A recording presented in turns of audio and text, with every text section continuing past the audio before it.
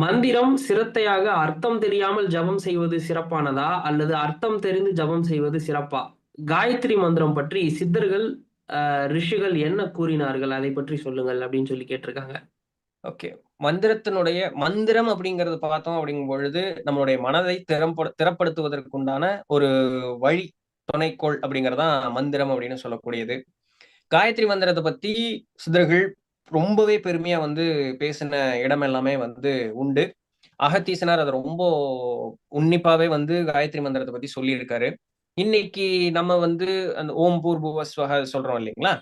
அதனுடைய அர்த்தம் பார்த்தோம் அப்படின்னு சொன்னா ரொம்ப அழகான ஒரு அர்த்தமா இருக்கும். நம்ம என்னன்னா மொழி சண்டையினால அர்த்தத்தை விட்டுறோம். இது ஒண்ணு. இன்னொன்னு அர்த்தமே புரியாம ஒரு காரியத்தை சொல்லிட்டு இருக்கோம் அப்படிங்கிறது 2. இப்ப இந்த அர்த்தத்தை புரிஞ்சுக்கிட்டோம்னு வச்சுக்கோங்க, இது நீங்க அவரவர்களுடைய தாய்மொழியிலேயே எல்லா பெரியவர்களும் கொடுத்துட்டு போயிருக்காங்க. நம்ம வேற ஒரு இதுக்கு போகணும்னே அவசியமே கிடையாது. இப்ப நம்மளுடைய சைவ முறைகள் எடுத்து பார்த்தோம்னா, சைவ நூட்களோ வைணவ நூட்களோ எடுத்து பார்த்தோம்னா, சாமியை பாராட்டி பாடுறது நமக்கு புரிஞ்ச ஒரு மொழியாவே இருக்கு. இப்ப நம்ம சரி காயத்ரி மந்திரம்னே கேட்டதுக்கே வரனே, அது ஒண்ணும் இல்ல. எல்லாம் அந்த ஒளியாக இருக்கக்கூடிய அந்த ஒரு இறை ஆற்றல் அப்படின்னு சொல்லக்கூடியது எனக்கு அருளட்டும், இதுதான் அதுல இருக்கும். என்ன கிளென்ஸ் பண்ணி எனக்கு உன்னுடைய ஆற்றல் என்கிட்ட தங்கி இருக்கட்டும்னு இருக்கும். இதுதான் இருக்கும்.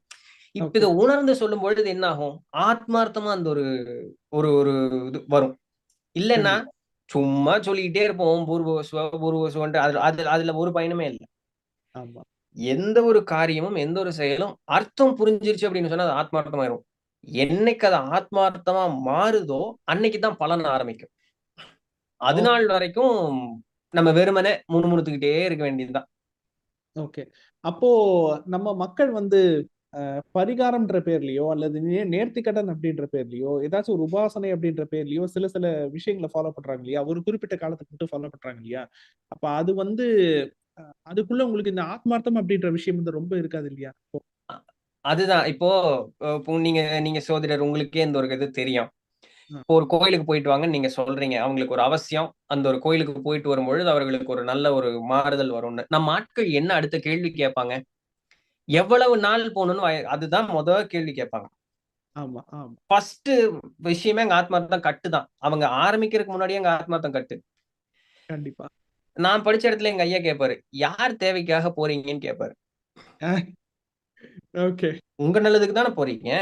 காரியம் நடக்கிற வரைக்கும் போங்க. அதுல என்ன போய் கேள்விக்கு எவ்வளவு தடவை போறது? சாமி தானே கும்பிட போற. அதுவும் உங்க தேவைக்காக, உங்க துன்பம் நீங்கணுங்கிறதுக்காக போறீங்க. அப்போ நான் நீ சொன்ன நான் போறேன், அவ்வளவுதான். அங்க ஆத்மார்த்தமே இல்ல. இது என்ன ஆகும்னா, அப்ப நம்ம ஆட்கள் கேட்பாங்க, இப்ப தெய்வம் அருள் செய்யாதா அப்படின்னு. தெய்வம் அருள் செய்யும். நம்ம அதை வாங்கிக்க கூடிய மனோநிலையில நம்ம இருக்க மாட்டோம். ஏன்னா எனக்கு அங்க கனெக்டிவிட்டியே இல்லையே. நான் வகுப்பறையில உட்கார்ந்து தூங்கிட்டு இருந்தேன்னா ஆசிரியர் எவ்வளவு அழகா பாடம் எடுத்தாலும் எனக்கு உள்ள போகாது. அப்போ தெய்வம் அருள் செஞ்சுட்டே தான் இருக்கு. தெய்வம் என்னைக்கு நம்ம கூட தான் இருக்கு. ஆனா ஏன் நம்மளால உணர முடியல? ஏன்னா இன்னும் அந்த தெய்வத்தை ஆத்மார்த்தமா நம்ம பார்க்கலங்கிறதுதான். அப்போ ஒரு காரியம் என்னைக்குமே ஆத்மார்த்தமா செய்யும் பொழுது மட்டுமே அந்த ஒரு காரியம் அப்படிங்கிறது நிறைவேறும். இப்போ இவரு ஜனக மகாராஜா பாத்தீங்க அப்படின்னு சொன்னா, அஷ்டவக்ரர்கிட்ட போய் ஞானத்திற்கு உபதேசம் கேட்பாரு. அஷ்டவக்ரர் ஒண்ணும் சொல்ல மாட்டார். அஷ்டவக்ரரை பார்த்தோன்னா ஜனக மகாராஜா குதிரையில இருந்து இப்படி கீழே இறங்குவாரு. இந்த கால் வைப்போம் இல்லைங்களா, குதிரையில உட்கார்ந்துட்டு இருக்கும் அந்த லாயத்துல கால் வைக்கிற இடம், ஒரு இடது கால் ஊனி வலது கால் இப்படி தூக்கணும் போது அஷ்டவக்ரர் நில் அப்படின்றவாரு. ஒரு ஏச கோசலான ஒரு பாதையில ஒரு கால் இப்படி தூக்கி நின்றுட்டு இருக்கு, ஒரு கால் குதிரையில ஊனிட்டு இருக்கு. இவர் நில்லுன்ட்டாரு. நில்லுன்னு சொல்லிட்டு அவர் வாட்டி கிளம்பி போயிருவாரு. இவர் இப்படியே நின்னவர் அப்படியே யோக நிஷ்டைக்கு போயிருவாரு. குரு சொன்னார், நான் நின்னேன், அவ்வளவு மட்டும்தான் அங்க நடக்கும். அப்படியே யோக நிஷ்டைக்கு போயிருவாரு. மந்திரிமார்களும் சிப்பாய் வந்தோடனே அரசர் என்னமோ ஆயிப்போச்சு, அரசர் இப்படி நின்றுட்டு இருக்காரு, ஒரு அலங்கோலமான ஒரு போஸ்டெல்லாம், அரசர் எருப்பி எல்லாம் பார்த்தா ஒன்னும் இருக்காரு. அப்புறம் வந்தவங்க இங்க வர ஒரு சாமியார் நின்றா, அந்த சொன்னான்னு இப்படி ஆயிட்டாருங்க அப்படின்னு, போய் புடிச்சிட்டு வா சாமியார் அப்படின்னு. அப்புறம் அவரை கூப்பிட்டு வந்தோடனே மிரட்டி எல்லாம் பார்ப்பாங்க. ஜனகா எழுந்திரு அப்படின்னு சொல்லும்போது டக்குனு அவருக்கு முழிப்பு வந்துடும். சோ இது இது எப்படி நடந்ததுங்க? நம்மளால ஒரு செகண்ட் யோசிக்க முடியுமா? ஜனகர் அஷ்டவக்கரர் மேல எந்த அளவுக்கு ஒரு மதிப்பு மரியாதையும் வச்சிருந்தா, நில் அவ்வளவு மட்டும்தான். நின்னொன்னே யோக நிஷ்டைக்கு போயிட்டாரு ஒரு பாட்டுக்கு. அது எவ்வளவு ஒரு அலங்கோலமான ஒரு பொசிஷன் பாருங்களேன். நம்ம என்ன சொல்றோம்? நல்லா உட்கார்றதுக்கு ஜம்முன்னு ஒரு இடம் வேணும், ஆசனம் போடணும், கை வலிக்குது கால் வலிக்குது. இது எவ்வளவு ஒரு அலங்கோலமான ஒரு போஸ்டரு. ஆனா ஒரு செகண்ட்ல ஒரு யோக நிஷ்டைக்கு போயிட்டாரு. ஓகே ஓகே அப்ப இது எப்ப நடக்கும்னா அந்த ஆத்மார்த்தம், அந்த அர்ப்பணிப்பு வரும்பொழுது மட்டும்தான் அது நடக்கும். இல்லைன்னா நடக்கவே நடக்காது. Okay okay okay okay super G super G. அப்புறம் ரொம்ப காலமா எனக்கு இந்த சித்தர்கள் பத்தி இது இருக்கும்போது அந்த அதை பத்தின தகவல்களை படிக்கும்போது எனக்கு இருந்த ஒரு சந்தேகம். அது கொஞ்சம் விளையாட்டுத்தனமாகவும் இருக்கலாம். உங்களுக்கு அதை பத்தின எந்த அளவுக்கு உங்களுக்கு தெரிஞ்சுக்கிட்டோ நீங்க அதை சொல்லுங்க. இந்த டைம் டிராவல் அப்படின்றது இருக்கு இல்லைங்களா, காலப்பயணம் செய்யறது. அதாவது ஆஸ்ட்ரல் டிராவல் அப்படின்றது வேற, டைம் டிராவல்ன்றது வேற.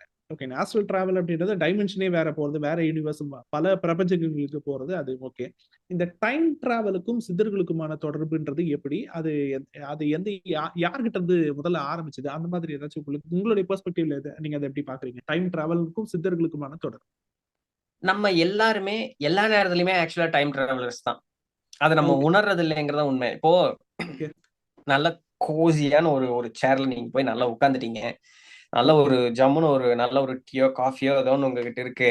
வேற எந்த தாட்டும் இல்ல. நீங்க பாட்டுக்கு அப்படியே ஒரு காஃபி சிப் பண்ணிட்டு டீ குடிச்சிட்டு அப்படியே ஒரு ரம்யமான ஒரு காட்சி உங்க முன்னாடி இருக்கு. அப்படியே ஓகே பார்த்துட்டு அப்படியே உட்கார்ந்துட்டு இருக்கும் பொழுது உங்களை அப்படியே மெய் மறந்து உங்களுடைய பழைய ஞாபகங்கள்லாம் அப்படி வருது. இப்ப நீங்க அந்த இடத்துல என்ன பண்றீங்க? நம்ம மைண்ட் அங்க போயிடுது, நம்ம உடல் மட்டும் தான் இங்க இருக்குது, நம்மளுடைய பிரசன்ஸ், நம்மளுடைய கான்சியஸ்னஸ் வந்து அங்க இல்ல, நம்மளுடைய கான்சியஸ்னஸ் எங்கேயோ இருக்குது. போயிடுச்சு, இறந்த காலத்துக்கு போயிடுச்சு. ஆனா ஆனா பாருங்களேன், நீங்க இன்னும் இங்கதான் இருக்கீங்கிற கான்சியஸ் இருக்கு. ஆஸ் அ பாடி நான் இங்க இருக்கேன்னு தெரியுது. பட் முழுமையான கான்சியஸ்னஸ் எங்க போயிடுச்சு? இறந்த காலம்னு சொல்லக்கூடிய பாஸ்டுக்கு போயிடுச்சு. we have actually time traveled. Okay okay so உடலானது எந்த இடத்திற்குமே போகாது. இது சித்த பெருமக்களானாலும் சரி, உடலானது எங்கேயுமே போறதில்ல. மனமானது எல்லா இடத்துக்கும். மனம் வந்து இந்த உடல்ங்கிற அந்த ஒரு சிறையை விட்டு வெளியே வந்தது அப்படின்னு சொன்னா 3 காலமும் ஒரே நேரத்துல அங்க வந்து there is only eternal present. எப்பொழுதுமே நிகழ்காலம் மட்டும்தான். ஒரு நொடியும் ஒரு நொடியும் ஒரு நொடியும் நிகழ்காலம். அப்ப என்ன ஆகும்னா 3 காலங்களும் நிகழ்காலம் மாதிரியே இருக்கும். இப்போ நம்ம ஸ்கிரீன் இப்படி தள்ளுறோம் இல்லைங்களா, ஆமா, அப்படியே இருக்கும்னு சொல்றாங்க. இது ரொம்ப இது வந்து நீங்க இதெல்லாம் பெரிய விஷயம், சித்தர்கள்னால மட்டும்தான் முடியும் இல்ல. பிகமிங் சூப்பர் நேச்சுரல் அப்படின்னு சொல்லிட்டு ஒரு இங்கிலீஷ் ஆத்தர் டாக்டர் ஜோ டிஸ்பென்சா அப்படின்னு சொல்லக்கூடியவர் பிகமிங் சூப்பர் நேச்சுரல் ஒரு நூலை எழுதியிருக்கார். அவரு வாழைத்தாயை பார்த்ததாகவும் அந்த வாழைத்தாயை பார்க்கும் பொழுது காலப்பயணம் செய்ததாகவும் சொல்றாரு. தான் இங்க இருக்கிறாரு, தன்னுடைய பாஸ்ட், பிரசன்ட் அண்ட் ஃபியூச்சர் இது மூணையுமே ஒரே டைம் ஃப்ரேம்ல நம்மளால அது புரிஞ்சுக்க. நான் இருக்கேன், அதே நேரத்துல என்னுடைய பாஸ்டையும் பாக்குறேன், என்னுடைய ஃபியூச்சரையும் பாக்குறேன். இந்த இன் பிட்வீன்ல 2 கேரக்டர் உள்ள இருக்காங்க இவங்க கூட பேசிட்டு. ஓகே, நான் இப்படி உட்கார்ந்து இருக்கும்போது திரும்பின நல்லா புரிஞ்சுங்க, பாடி அசையல, பாடி வந்து முழுக்க அப்படியே நிஷ்டையில இருக்கு, மனம் மட்டும் வேலை செஞ்சுக்கிட்டே இருக்கு. இந்த மனசு வந்து நான் சேர்ல உட்கார்ந்துட்டு இருக்கேங்கிறதையும் பாக்குது, விச் இஸ் பிரசன்ட். இந்த சேர்ல உட்கார்றதுக்கு முன்னாடி நான் பாத்திரம் கழுவுனேன், நான் அதுக்கு டீ போட்டு காஃபி போட்டு எடுத்துட்டு வந்தேங்கிற பாஸ்டையும் பாக்குது. இவருடைய 10-15 இயர்ஸ் தள்ளி தாடி எல்லாம் நிறைச்சு போய் இருக்கக்கூடிய ஃபியூச்சரையும் பாக்குது. So there is only eternal present. There is no past, there is no present, there is no future. That is only eternal present. நிகழ்காலம் அப்போ இப்படி தள்ளினீங்கன்னா அந்த இடத்துக்கு அதுதான் பிரசன்ட், இப்படி தள்ளினீங்கன்னா இந்த இடத்துக்கு இதுதான் பிரசன்ட். நீங்க இங்க நின்னுட்டு இருக்கிறது இதுதான் பிரசன்ட். பாஸ்ட் ஃபியூச்சர்ன்றது கிடையாது, அப்படி எல்லாம் ஒண்ணும் இல்ல. There is only eternal present. There is no past futureல எல்லாம் ஒண்ணும் கிடையாது. அது நம்மளுடைய மனோ மாயை தான் பாஸ்ட் ஃபியூச்சர் பிரசன்ட்னு சொல்றது எல்லாமே. There is no time frame. Time வந்து ஒரு illusion தான். இது யோக வாசிஷ்டம்ல பார்க்கும்போது வசிஷ்டர் ரொம்ப அழகா சொல்றாரு, காலம் அப்படிங்கிறது ஒண்ணு பொய் அப்படிங்கிறாரு. நீ நம்பிட்டு இருக்கிற வரைக்கும் தான் காலம்ங்கிறது ஒண்ணு இருக்கு. அப்படி இல்ல அந்த கட்டுல இருந்து நீ வெளியே வந்துட்டேன்னா there is no time. எதை வேணாலும் நீ எங்க வேணாலும் போய்க்கலாம்.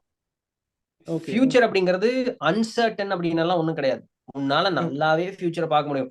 என்ன ஒரே பிரச்சனை, அதெல்லாம் முடியாதுங்கிற ஒரு ஆழமான ஒரு இறுக்கத்துல நீயே உன்னையவே வச்சுக்கிட்டு இருக்க, அவ்வளவுதான். இறந்த காலம் அது போகவே முடியாது, எதிர்காலம் அது இருக்குன்னானே தெரியாது. இதெல்லாம் உங்ககிட்ட இருக்கக்கூடிய மனக்கட்டு மட்டும்தான். இந்த கட்டுல இருந்து விடுவிச்சுட்டே அப்படின்னு சொன்னா எல்லாமே தானா நடக்க ஆரம்பிக்கும். அப்படி சோ இங்க வந்து மென்டலா நம்ம வந்து எப்படி எக்விப் ஆயிக்கிறோம் நம்மள அப்படிங்கறதுதான். சோ நமக்கு நாமே போட்டுக்கிட்டு இருக்கக்கூடிய கட்டுல இருந்து நம்ம விடுவிச்சிட்டோம் அப்படின்னு சொன்னா ஓகே அந்த இடத்துல there is no time and space. Okay okay அப்போ கான்சிக்வன்சஸ்னு ஒண்ணு இருக்குல்ல சார், அத பத்தின புரிதல் என்ன சார்? புரியலீங்க. எந்த விஷயத்துக்கும் ஒரு கான்சிக்வன்சஸ்னு ஒண்ணு இருக்கும் ஆமா இல்லையா? ஆமா அதை பற்றின புரிதல் என்ன சார்? அவர் என்ன கேக்குறாருன்னா, அந்த செயல் விளைவு தத்துவம் இருக்கு இல்லையா? ஒரு கண்டிப்பா செயல் செய்யறோம், அதுக்குன்னு ஒரு விளைவு வருது. நல்லது செஞ்சா நல்லது, கெட்டது செஞ்சா கெட்டது. அப்ப அது வந்து இந்த கால ஓட்டத்துக்குள்ள தானே நடக்குது. அவர் அதை பத்தி கேக்குறாரு. அதுக்கும் அந்த ஆஹ் பத்தி கேக்குறாரு. இப்போ இப்ப நம்ம எடுத்துக்கிட்டோம்னு வச்சுக்கோங்க, நம்ம இன்னும் ஞான நிலை அடையல அப்படிங்கிற ஒரு இடத்துல இருந்து பார்க்கும் பொழுது இந்த காலத்துக்குள்ள போய் எதையும் நம்மளால மாத்தலாம் முடியாது. அது என்ன இருக்கோ அதுபடிதான் நம்ம ஓடிட்டு இருக்கோம். நம்ம பார்க்கலாம், இதெல்லாமே பண்ணிக்கலாம். அது என்ன நடக்குதோ அது பாட்டுக்கு அது நடந்துகிட்டே இருக்கும். பட் ஈவன் தென் நமக்கு நிறைய ஆப்ஷன்ஸ் இருக்கு. நம்ம இப்போ இங்க இருந்தாலுமே நம்ம பார்க்கும்பொழுது இப்ப நம்ம சோதரத்திலேயே எடுத்துக்கிட்டோம் அப்படின்னு சொல்லும் பொழுது இதுதான் நடக்கும்னு டேபிள குத்துறது இல்லையே. இங்க பாருங்க, கிரக நிலைகள் அப்படிங்கிறது இப்படிதான் இருக்கு. நீங்க இப்படி மாறி நடந்துகிட்டீங்கன்னா இதற்கு உண்டான வாய்ப்பு இருக்கு. அப்ப அந்த இடத்துலயே நம்மளே 2 ஆப்ஷன் கொடுக்குறோம். ஆமா நமக்கு நல்லா தெரியும் இந்த கால அளவுல வரைக்கும் இது நடக்குதுனாலும் இந்த பரிகாரம் செய்யுங்க. இந்த மாதிரி சூழல் வரும்பொழுது இந்த மாதிரி நடந்துகிட்டீங்க அப்படின்னு சொன்னா இந்த துன்பம் வருவதிலிருந்து இருந்து நம்மளை பாதுகாத்துக்கலாம். இதெல்லாம் நம்மளே ஆப்ஷன் கொடுக்கணும். சோ நம்ம இன்னொரு முதிர்ந்த ஒரு நிலை போகாமலே இந்த இயற்கை நமக்கு இப்படி ஒரு பலத்தை நம்ம கிட்ட கொடுத்துருக்கு. ஆமா ஆமா அப்ப என்ன ஆகுதுன்னா இந்த மாதிரி ஒரு இடத்துல இருந்து நாம் செய்யக்கூடிய எந்த ஒரு செயலுக்கும் விளைவு அப்படிங்கிறது வரும். காரணம் என்ன அப்படின்னு சொல்லும் பொழுது செய்த செயலின் மீது நமக்கு இருக்கக்கூடிய பிடிப்பினுடைய காரணத்தினால. கிருஷ்ணர் அதனாலதானே பகவத்கீதையில சொல்றாரு, செய்யற செயலை மட்டும் செய்ய, விளைவை வந்து நீ விட்டுரு, கண்டுக்காத, அதை நான் பாத்துக்கிறேன் அப்படிங்கிறாரு. அங்க என்ன நடக்குதுங்கிறத பத்தி நீ யோசிக்காத, செய்யறத உருப்படியா மட்டும் செஞ்சுட்டு நீ போயிட்டே இரு, நீ பாட்டுக்கு போயிட்டே இரு, நீ வேற எதையும் கவலைப்படாத. அங்க என்ன நடக்குது, உனக்கு என்ன வரும் வராது அதெல்லாம் நான் பாத்துக்கிறேன், நீ கவலைப்படாத. அப்ப இங்க என்ன நடக்குது, எனக்கு எது மேலையும் பிடிப்பு அப்படிங்கிறது இருக்காது. பிடிப்புன்னு இல்லாத ஒரு ஆள் வந்து என்ன காரியம் செஞ்சாலும் அவனுக்கு கான்சிக்வன்ஸ் வரவே வராது. மீனிங் எது வந்தாலும் அவனுக்கு அதை பத்தி கவலை இல்லை. ஓகே ஆனா நம்ம அப்படி இருப்போமா? இருக்க மாட்டோம். அங்கதான் சிக்குவோம். அப்ப நம்ம என்ன பண்ணிக்கிறோம், நம்மள ரெஸ்ட்ரிக்ட் பண்ண ஆரம்பிப்போம். இல்ல இது பண்ணா இதாகும், இது பண்ணா இதாகும், இது பண்ணா இதாகும் அப்படிங்கிற மாதிரி ரெஸ்ட்ரிக்ட் பண்ணுவோம். அப்ப நம்ம என்ன ஆயிடுறோம்னா டைம் அண்ட் ஸ்பேஸுக்குள்ள நம்மள சுருக்கி நிறுத்திட்டோம். ஆனா அவங்க அப்படி இல்ல. செய்யறேன், நடக்கிறது நடக்கட்டும், எல்லாம் நான் செய்யறேன்னே சொல்ல மாட்டாங்க. இறை பணிந்தது நான் செஞ்சேன், அவ்வளவுதான். அப்ப நானே இங்க நான் என்னை லூஸ் பண்ணிட்டேன் already. I'm just a tool. சாமி சொல்லுச்சு நான் செஞ்சேன் அப்படின்னு அவங்க பாட்டு பேசாம இருந்துட்டே இருப்பாங்க. அவங்களுக்கு ஒரு கான்சிக்வன்ஸும் அவங்கள பாதிக்காது. அங்க கான்சிக்வன்ஸே இருக்காது ஆக்சுவலா. ஓகே ஓகே சோ அப்ப அந்த செயல் விளைவு தத்துவத்தை விட்டு அவங்க அவங்க வெளியே வந்துருவாங்க. அவங்க அவங்க அந்த அந்த ஒரு அதுதான் அவங்களை எந்த ஒரு பவுண்டரிக்குள்ளயுமே அவங்க இருக்க மாட்டாங்க. ஓகே ஓகே வசிஷ்டர் தான் சொல்றாரு, ஏதுமற்ற ஒரு தன்மையாகவும் அனாதி அப்படின்னு சொல்லக்கூடிய அந்த ஒரு தன்மைக்குள்ள நீ போகணும்னு விருப்பப்படுற. ஏன்னா நம்ம ஆட்கள் வந்து ரொம்ப புத்திசாலி. ஆதி அந்தம் அப்படின்னு சொன்னா, ஆதின்னு சொன்னா தொடக்கம், அந்தம்னு சொன்னா முடிவு. நீ இறைய வந்து ஆதி அந்தம்னு சொல்ற, அப்ப ஆதின்னு நீ சொல்றேன்னா அதுக்கு முன்னாடி ஒண்ணு இருக்கணும்லன்னு நம்ம ஆள் கேள்வி கேட்பான். தப்பு இல்ல, அந்த கேள்வி கேட்கறது நியாயம்தான்.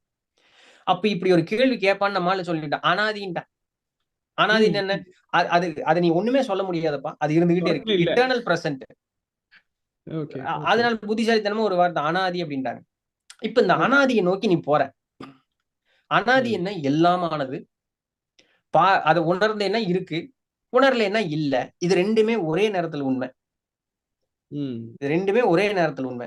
அப்போ எல்லாமே இருக்கக்கூடியதுக்கு நீ எதையோ ஒண்ணு புடிச்சுக்கிட்டு எப்படி போவேன்னு கேக்குறாங்க. எவ்வளவு பெரிய விஷயம். ஆனா ரொம்ப ஒரு வார்த்தையில எல்லாமா இருக்கிறதுக்கு நீ எதையோ ஒண்ணு புடிச்சுக்கிட்டு எப்படி போவேன்? அப்ப என்ன ஆயிரும்னா அந்த அனாதியோடு போய் கலக்க வேண்டும்ங்கிற எண்ணமே ஒரு கட்டத்துல இல்லாம போயிடும்.